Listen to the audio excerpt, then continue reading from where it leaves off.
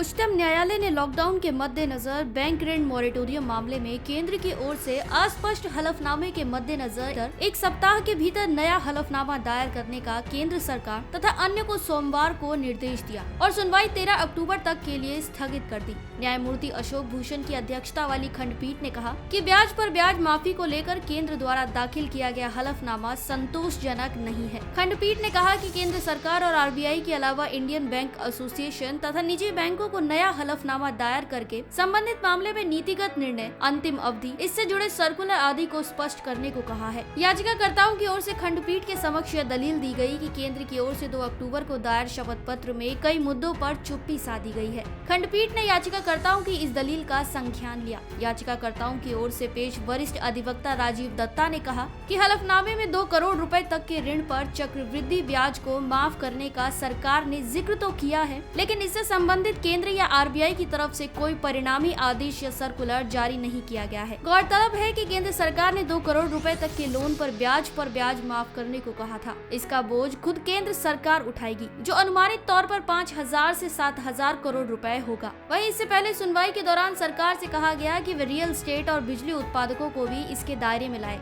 न्यायमूर्ति भूषण ने सरकार से कहा कि इस फैसले के ऐलान के बाद केंद्र या आरबीआई की तरफ से कोई परिणामी आदेश या सर्कुलर जारी नहीं किया गया। केंद्र सरकार ने बीते शुक्रवार को शीर्ष अदालत में एक हलफनामा दायर करके बताया था कि वह छोटे कारोबार, शिक्षा, हाउसिंग और क्रेडिट कार्ड समेत कुछ ऋणों के लिए मॉरेटोरियम की अवधि के दौरान लगने वाले चक्रवृद्धि ब्याज को माफ करेगी। हमारी आज की इस रिपोर्ट में बस इतना ही। मैं श्वेता चौहान, पंजाब केसरी, दिल्ली।